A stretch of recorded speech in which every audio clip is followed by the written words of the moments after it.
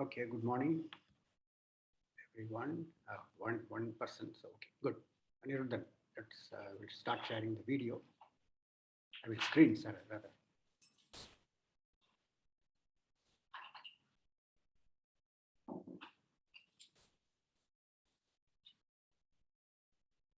Good.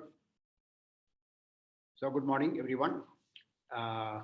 So, last class we had introduced, of course, the compound Poisson process, and we had also shown that that process has independent increments and also is time homogeneous. So today, for a fixed t, we will find the distribution of that random variable xt. So xt is this given by summation I going from 1 to nt yi. So that's a compound Poisson process. Of course, I have not yet fixed t here. So where this n is, of course, a time homogeneous Poisson process with rate lambda, and yi's are independent IID sequences with, let's say, probability density function little f and distribution function capital F. So our objective is, of course, to find the probability density function and distribution function of xt for a fixed t in terms of this object, and of course certain objects associated with the Poisson process.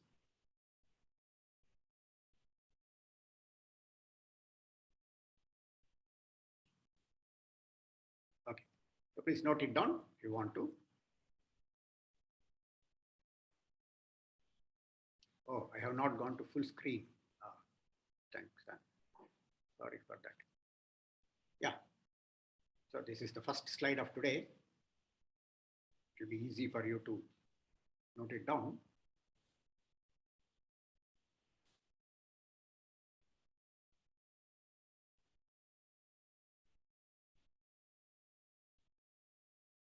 All right.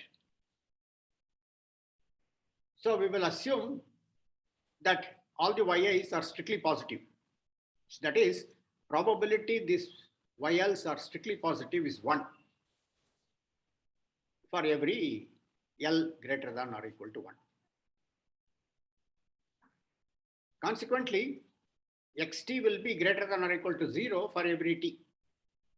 Of course, we cannot omit the possibility xt equal to 0 because you know that when nt is 0, xt is automatically 0.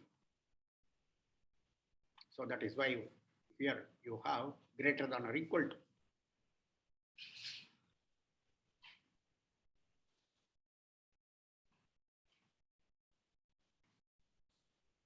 Sorry.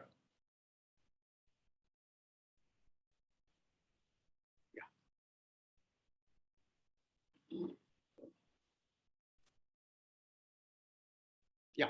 So each YL is strictly positive with probability 1, and therefore all the XTs are greater than or equal to 0 with probability 1. Now fix a T. So we are going to get a sequence of equations, equalities, and there we will be using that the process, Poisson process NS, N, and the IIDs, Y's are IIDs.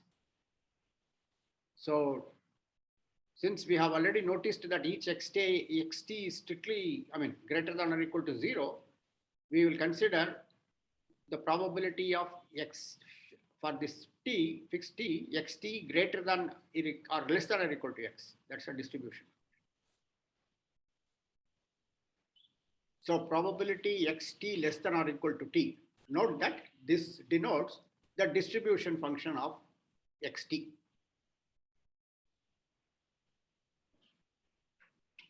So as usual, this thing, we condition this event with respect to nt equal to k, and then multiplied with probability nt equal to k.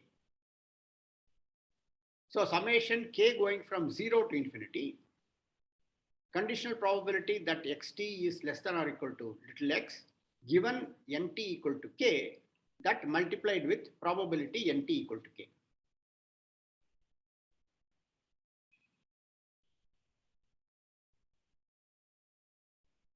And when nt is 0, then we know that xt is 0. So less than or equal to x will always hold whenever nt is equal to 0. When nt is equal to 0, probability of xt less than or equal to x is 1 because x is taken to be greater than or equal to 0. So that corresponds to the first term here, that is k equal to 0. And for k equal to 1 to infinity, we just retain it as it is now. So this is summation k going from 1 to infinity, conditional probability that xt less than or equal to x given nt equal to k multiplied with probability nt equal to k.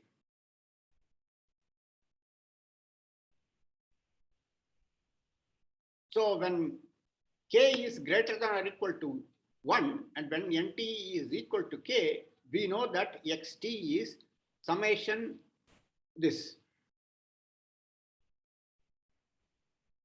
So that gives you the next step. So there we have replaced this xt by the definition of xt, namely xt is I going from 1 to nt of yi. So this becomes probability nt equal to 0 plus summation k going from 1 to infinity of conditional probability that summation yi I going from 1 to nt less than or equal to x given nt equal to k times probability nt equal to k. Next, when nt is given to be k, this is k, so one can just replace this nt by k. So that is the next step.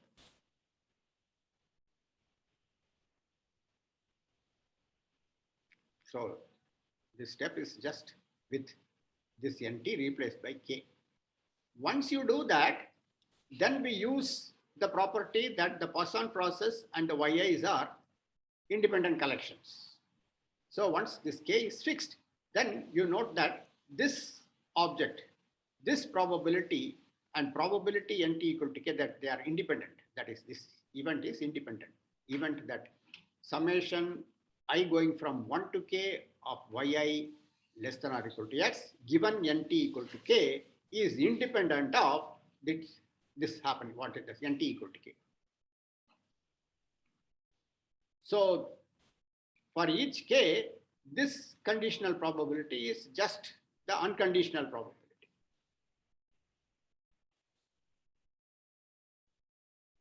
So this finally, so this is coming from here to here.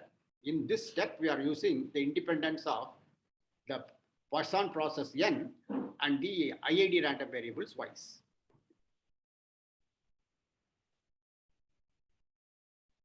So now this final thing here, probability nt equal to 0 plus k going from 1 to infinity, probability summation yi I going from k less than or equal to x multiplied with probability nt equal to k. So we know this object, probability nt equal to 0. We know this object, probability nt equal to k.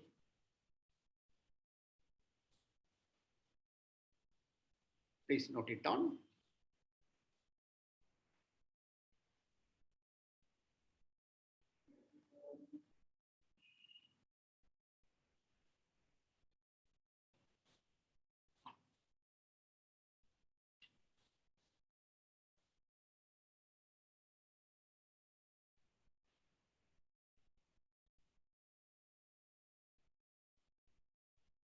So when the assumption is the Poisson process and the YAs are independent, so this kind of a thing will, you can see this being, this is what that assumption makes this, that this now becomes mathematically amenable. Without that independence, this to deal with such objects can be quite complicated. You may have to see what kind of dependence is to be assumed and things like that.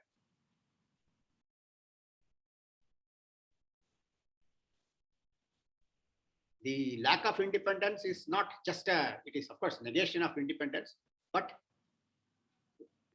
there are several ways of doing that.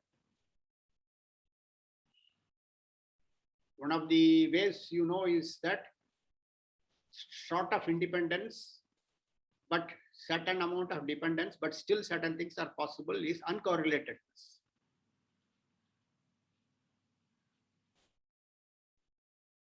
For example, that's what happens when you assume something is a martingale. The martingale differences are uncorrelated.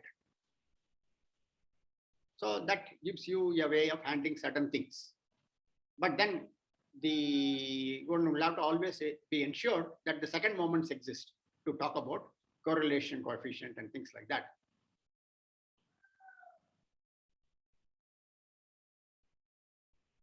So when there is second moments exist and so on, the correlation coefficient becomes one measure of dependence relationship.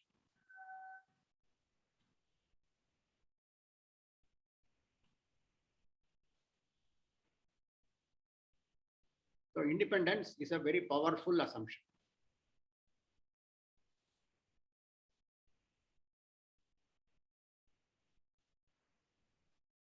You may be knowing, if you are doing functional analysis and also some of the function spaces, the uncorrelated thing that corresponds to the notion of orthogonality in functional analysis,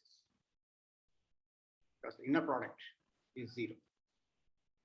Covariance kinds like, I'll say, inner product if your space has a Hilbert space structure.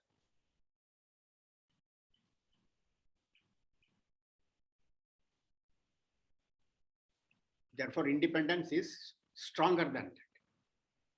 The probabilistic way of saying independence is stronger. When you have normal random variables such as one consideration, there the two notions coincide. You know that if two normal random variables are uncorrelated, they are independent. Okay.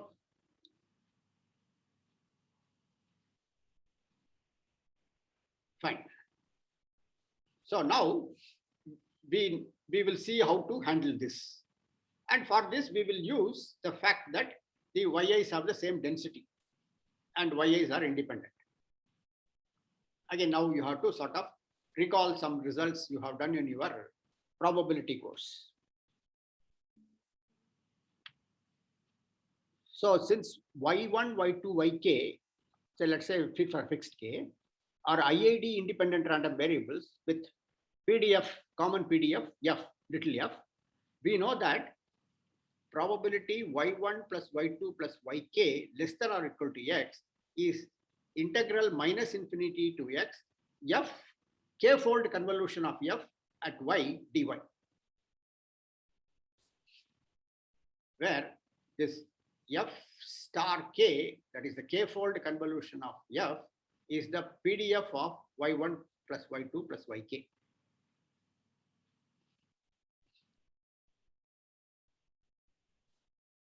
And you also know from your basic probability course that what is this k-fold convolution. So these are defined recursively. Of course, f star 1, f is f itself, the given f itself. In some cases, they may also take f star 0 as the sort of the function, which is, but that is usually applies to the distribution function, not to the density function. So let me not make any comment. That applies to the distribution function. Yeah. So f star 1 is f itself. F star 2 is this convolution. You know that integration over R, f at y minus z, f z dz. So you know that y1 and y2 are independent and have the same PDF, then the PDF of y1 plus y2 is given by this. And since we are assuming that these yi's are positive random variables, this integration is basically over 0 to infinity, because here when z varies over negative axis, contribution is 0.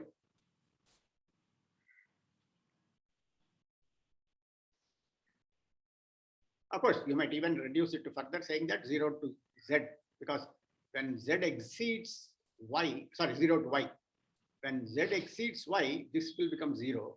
I mean, this will become negative, and therefore the first term would be 0.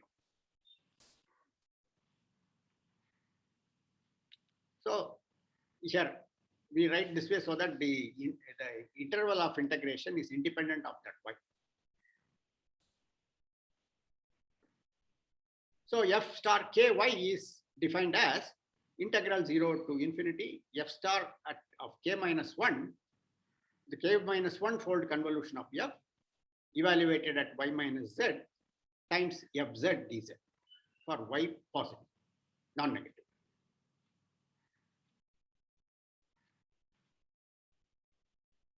So this is called a k-fold convolution. So these two things you can perhaps note it down together.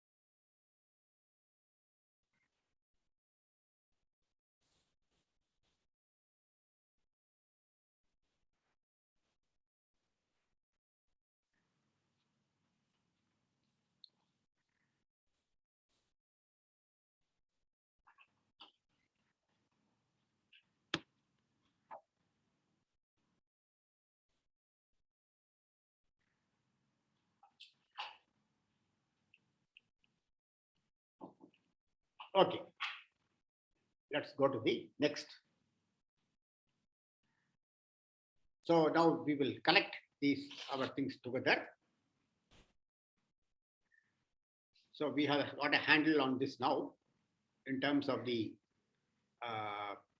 PDF of the common PDF of yi's and that k-fold convolution. So we just have to plug that in here.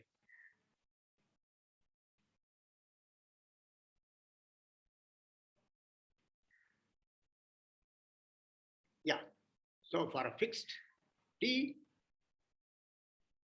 probability xt less than or equal to x for any positive x, non-negative x rather, it is from what we had seen in the earlier slide, is probability nt equal to 0 plus summation k going from 1 to infinity, and the probability that summation I going from 1 to k yi less than or equal to x, that multiplied with probability nt equal to k. So this is just e to the power minus lambda mt, as n is the Poisson process. And this expression, this density, you know, I mean, this probability, that is 1 over k factorial lambda t to the power k e to the power minus lambda t. And here, of course, the integral, I have also made that simplification that here this integral will be up to y. So integral 0 to infinity.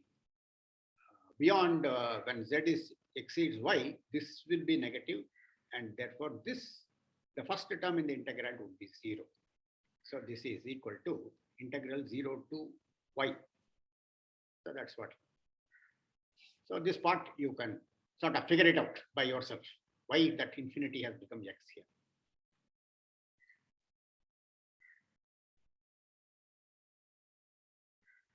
So in principle, you can, if you know the f and things like that, and you have the energy to know, struggle with these computations for each k, in principle, one can find this. Of course, and as for certain families, you already know what this would be. For example, if all the yi's have exponential distribution, I mean, that is IID, then you know that the independent exponential random variables with, I mean, the same exponential random variable and so on, that will have the gamma k lambda distribution. The gamma distribution where the one of this thing would be the k and the other parameter is that given lambda. That usually that kind of distribution is also called Erlangian or Erlang's distribution.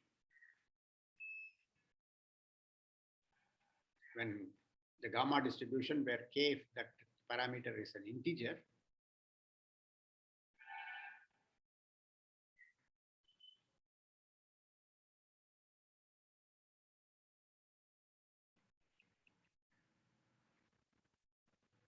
so here we have expressed the distribution function of xt in terms of this and the k-fold convolution of the probability densities, common probability densities of y's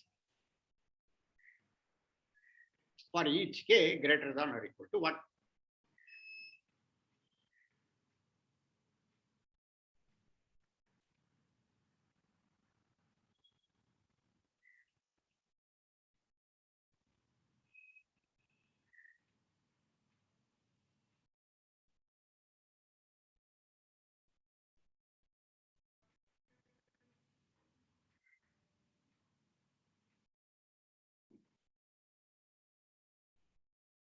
So please note it down. I mean, if you want me to go over any of those things before and you didn't have enough time to copy it down, please tell me. I'll be glad to go back.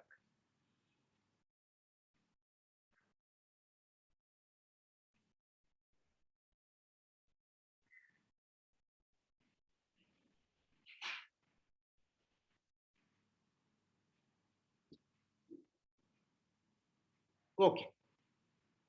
Now let's see how to sort of a simple this thing, express this in terms of the distribution functions of the yi's. That's going to be very simple.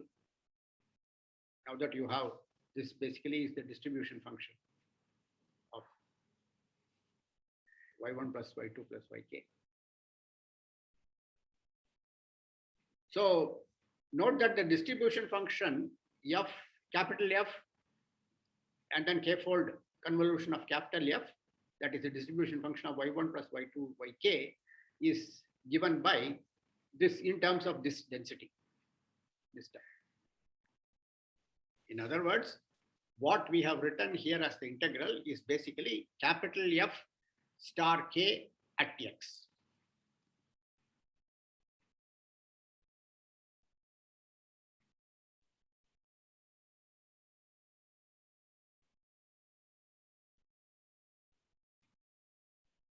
So the star k in this case can also be defined for k equal to 0. K equal to 0, it is just defined as, since all these guys are non-negative and so on, that is convenient to express that. This f star 0 at x is basically the distribution function of the degenerate distribution at 0. So the distribution f star 0 at x is 0 if x is strictly less than 0 and is equal to 1 if x greater than or equal to 0. That is usually taken as that plays the role of some kind of an identity. Just like the Dirac delta at 0, it plays the role of some kind of a identity in the cerebral cortex. Because if you have a random variable which is independent of that random variable, the Dirac delta will always be independent because it takes only the constant value. So then such a random variable convolved with any random variable is that random variable itself, that other random variable. So it plays the role of an identity.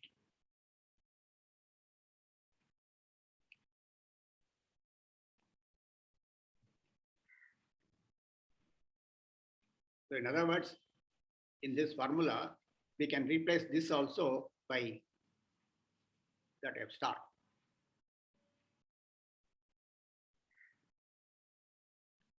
So with this notation, it becomes more uniform to write this. The distribution function of xt is basically summation k going from 0 to infinity. The probability mass function of the Poisson random variable with parameter lambda t at k. So that multiplied with f star, capital F star k at x. For k equal to 0, you know that this is 1.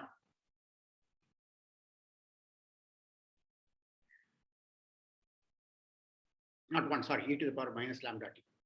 That tallies with the other thing.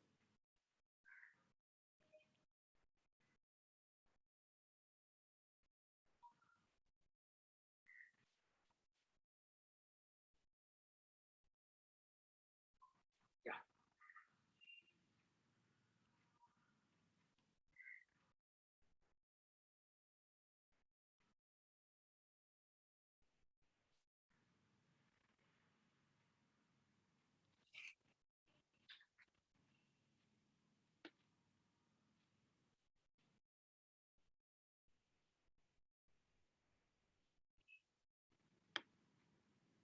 So all this k-fold convolution and all you must have seen, no? Under that your earlier course.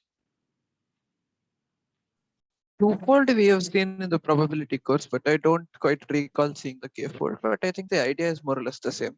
No, what? Sorry, can you repeat? Twofold we have seen in the course, but the idea is more or less the same for k-fold also. No, what but you have not seen the k-fold things, is it? I don't recall. No.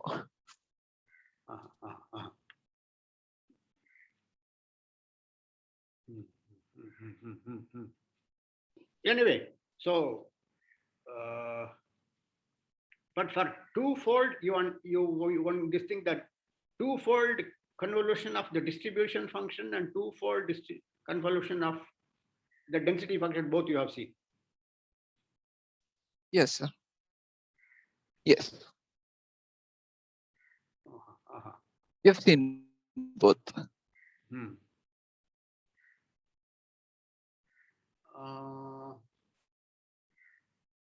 Then many things you would have seen for IID random variables.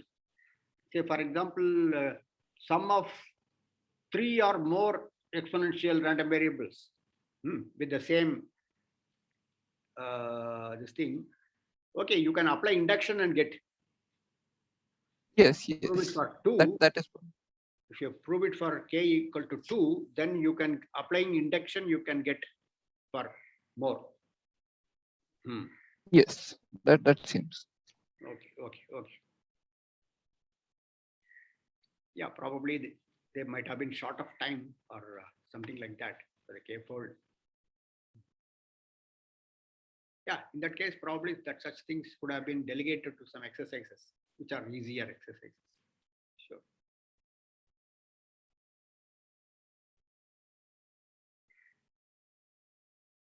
Okay.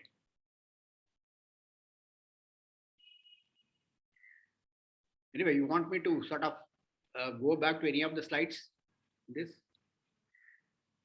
No, I think so far so good. Okay. All right.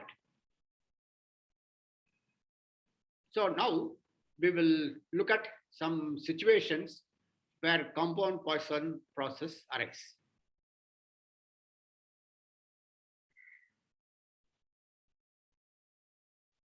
The first thing is called a shock model.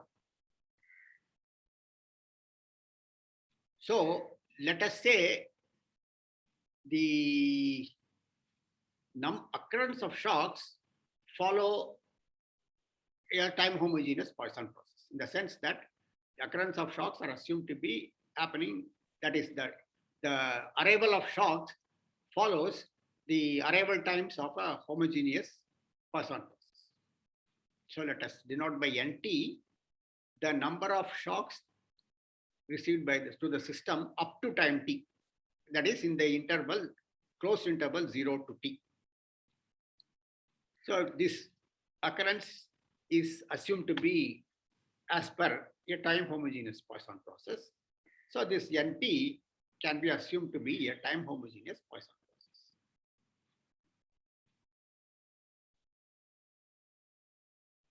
Under what conditions this kind of things happen? That for that one requires the domain expertise in these models. That comes from the source of the problem.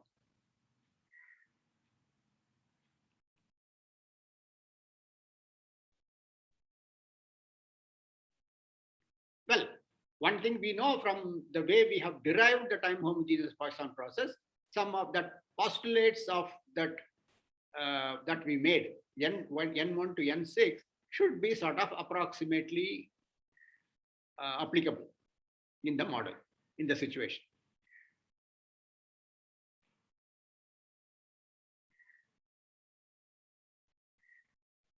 The main things, of course, it has to be a counting process. That is one thing. Then disjoint intervals, the number of shocks in disjoint intervals can be assumed to be independent.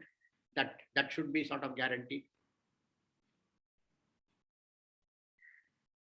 And the shocks should not basically occur in clusters. Between one shock and another shock, there should be a definite positive time lapse. So these things can easily be checked by observations over a reasonable period of time.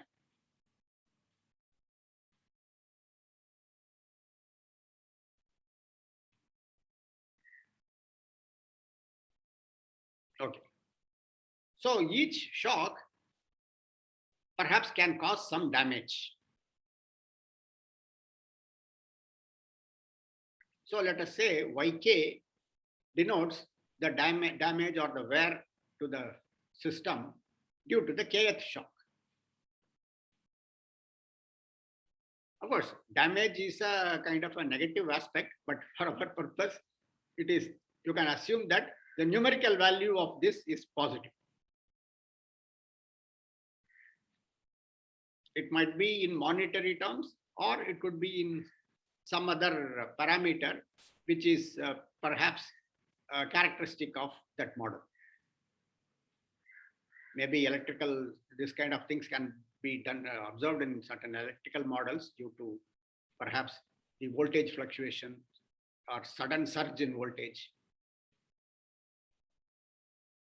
I mean, many of you might have known about sudden surge. Supposing there is a sudden surge in the voltage, the voltage becomes more, that can conk out some electrical appliance.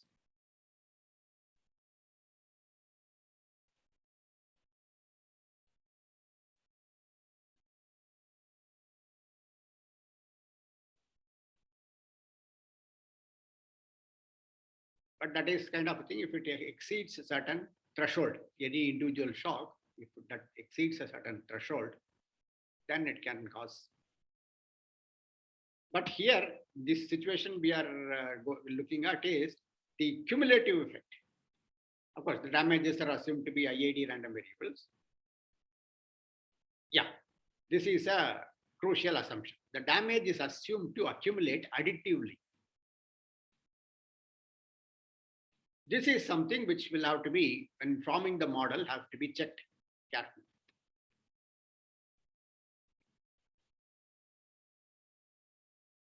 In certain cases, the effect may not be accumulate. It might become, even in some cases, multiplicative. Or in some cases, the damage could be the thing in terms of square of this or some function of this Yk's and so on. Then, of course, you may have to consider, instead of Yk, that function g of Yk or whatever it is. And that you can treat it as a new damage.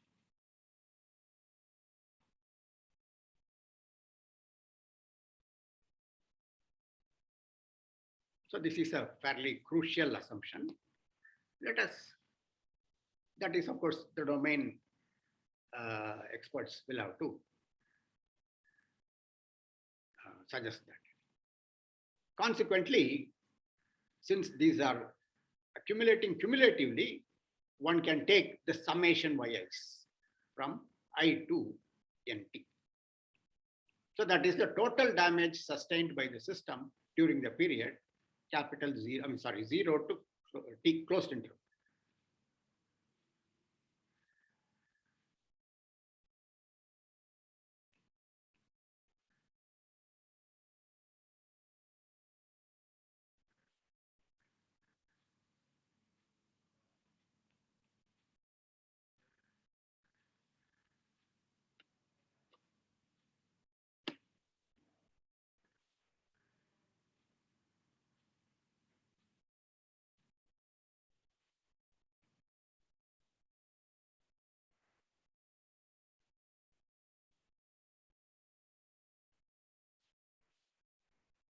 Okay. So a common feature in this kind of a setup is that the system might operate as long as the total damage to the thing is below a certain threshold. So there may be a certain critical value or threshold, little c, below which the system will function. Though it may be damaged somewhat slightly, it can be still be functional.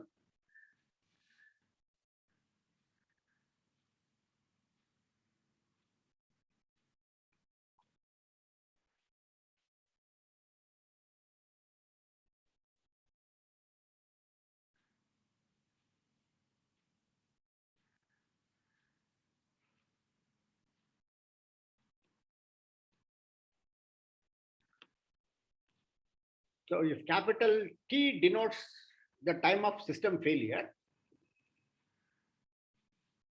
so, and if you know that the system has been operative till time little t, which means the total xt is strictly less than c.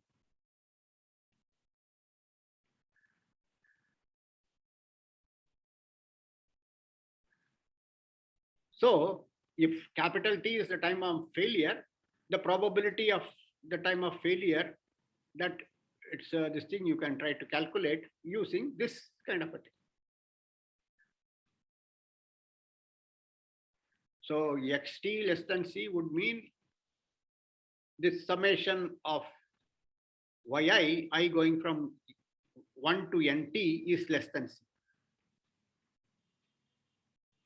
So from your theoretical knowledge, which is sort of done in that last result and so on, and also what we have seen in the earlier things concerning the distribution of the arrival times and so on, and what you know about the random variables yi, using that, you can sort of have a handle.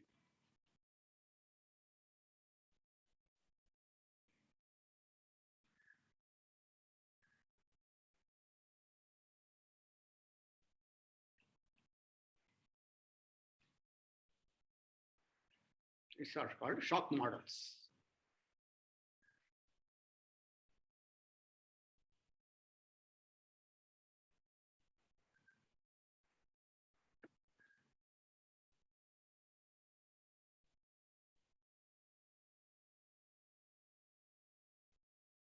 Yeah, it's noted down if you want to.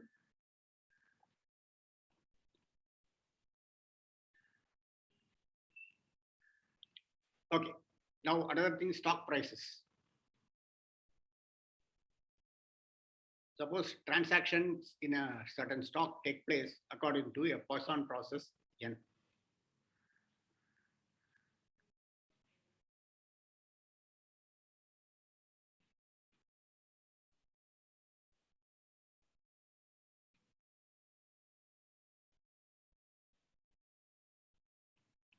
So let Yk be the change in the market price between the k minus 1th and kth transactions.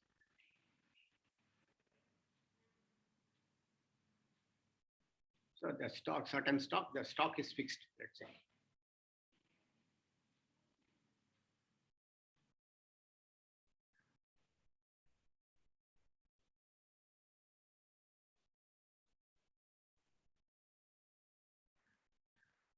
Of course, the change in the market price can be positive or negative. So that is what stock price can go up or down.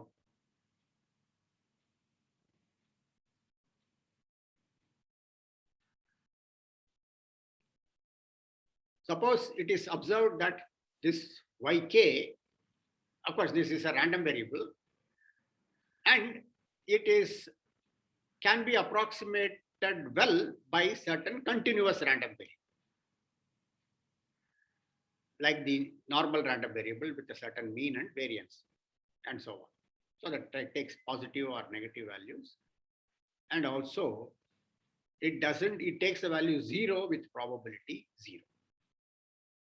So that will also be an assumption.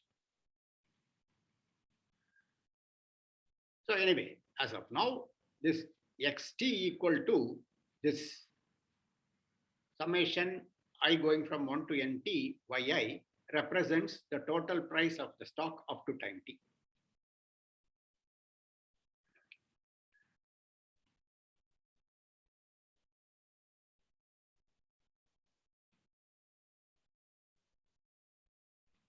Yeah, I think probably I should have added one more thing. It will generally be assumed that these yks are continuous random variables. So that one more assumption is probability yk equal to 0 is 0.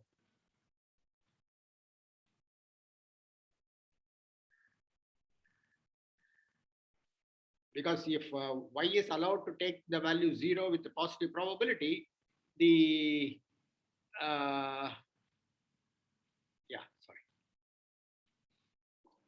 for 2 successive shocks, this can remain the same. I think that kind of a things will be more difficult to handle.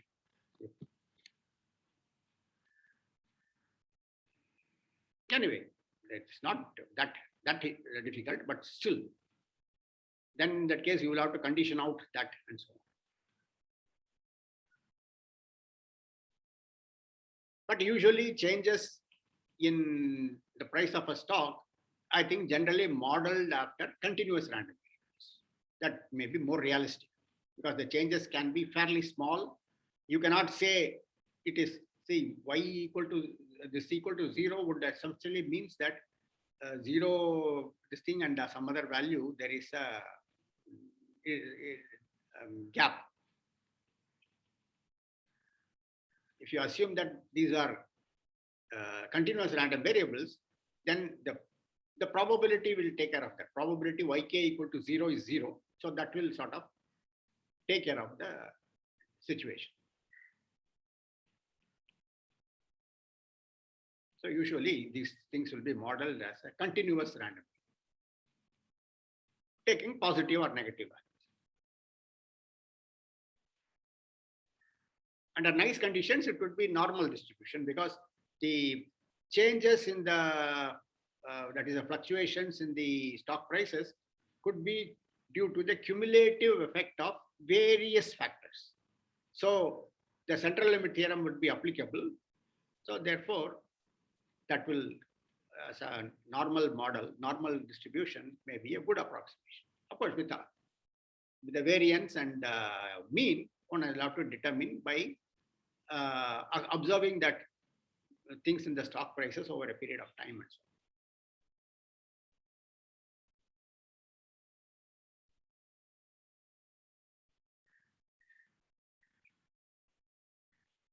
So there is one more model which we will be looking at in some detail.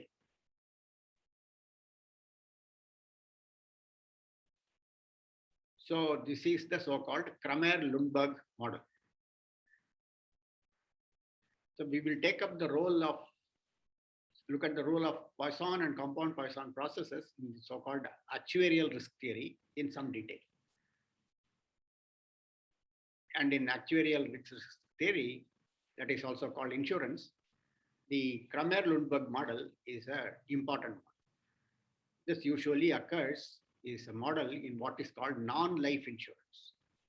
That is property insurance, health insurance, and things like that. Life insurance will have a different kind of modeling that will depend more on continuous time markup change. Unfortunately, we will not be able to see that.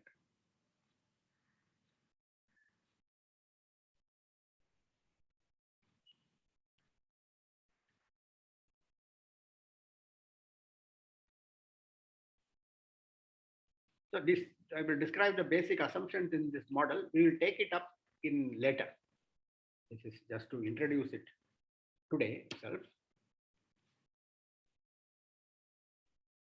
So the basic assumptions are as follows. So the insurance company is generally, note it down, just jot it down very briefly. Yeah, is also called an insurer. So the claims to the insurance company arrive in accordance with the time homogeneous process, NT, with arrival rate lambda, positive.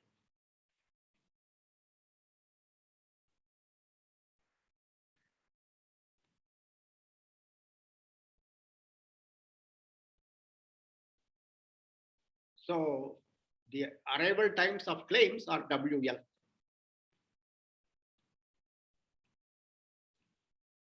And since this assumption is made, the process NT in this context is also called the claim number process.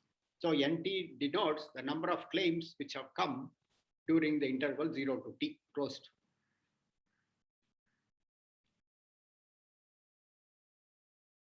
And of course, this kind of assumptions is meaningful and so on in a homogeneous population and things like that. Where one individual and another individual, there is not much of a difference in terms of that kind of characteristic is concerned.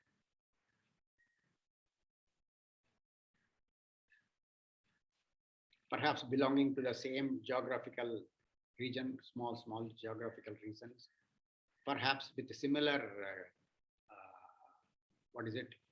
income levels or wealth situation and things like that. There is not too much of heterogeneity in the population.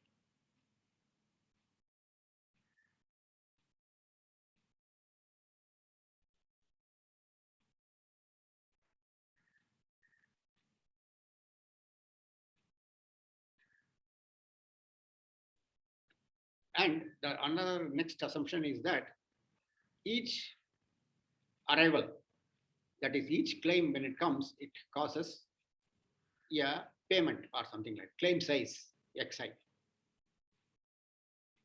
So when the insurance company receives a claim, that means some amount is claimed from it.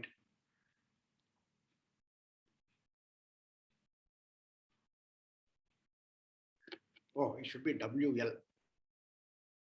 Oh, sorry. Yeah, XI, sorry. The XL is fine.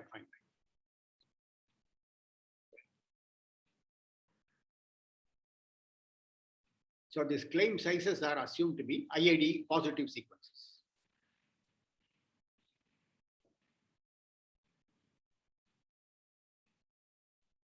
Here, of course, it is strictly positive. That's an assumption. And it is a natural thing.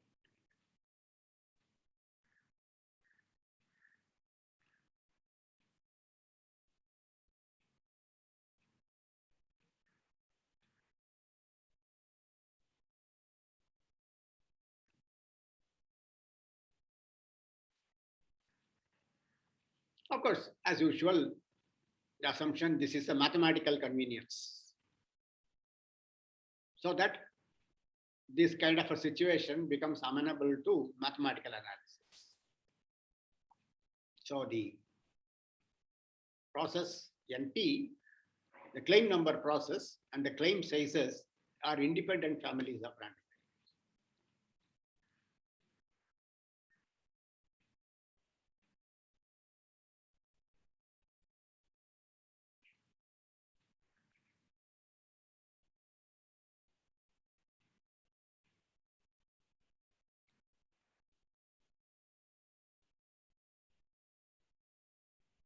Of course, when this kind of assumption is not tenable, then there are various ways these things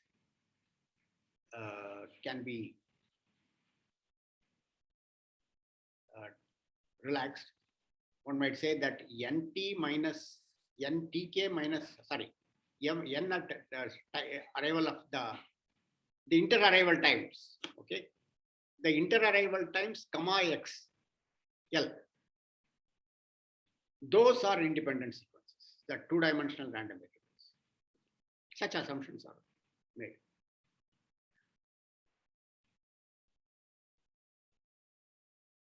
So that is the claims among themselves are independent IIDs. Then this Poisson, since it's the Poisson process, the independent increments. So the time lapse interarrival times, comma, the interarrival time between, let's say, AI, which we are denoted, AI, comma, xi, that is a IID. As I varies over integers, those are independent two-dimensional random. IID, two-dimensional independent IID random. And things like that. But anyway, we will look at this with this assumption so that it forms under or goes under the umbrella of compound Poisson process. Yeah, please note it down.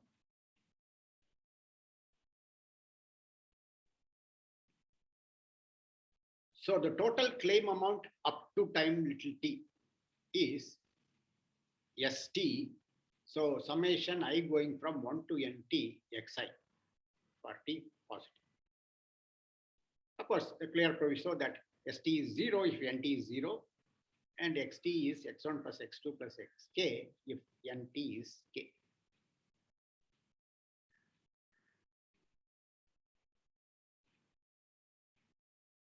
So this is, S is called the claim amount process in this context.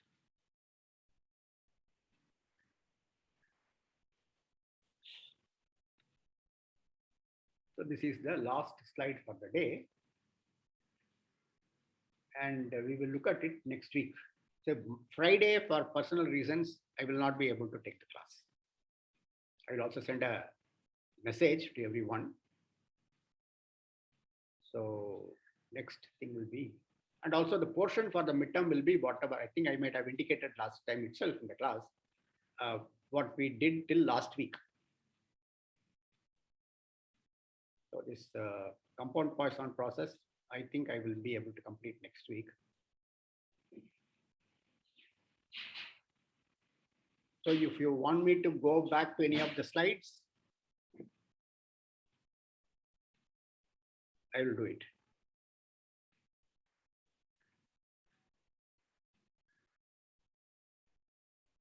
Otherwise, we can stop sharing.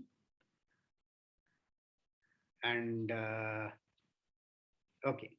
So Soumya, you could see the last classes, this thing on the web, okay? So that has been put up. This today I will put up. And if you don't have any questions, and Friday I will not be taking class, so we will see next week, Monday. Okay, take care of you, all of you, or rather both of you. So Thank you, sir. yeah, so I see you next week.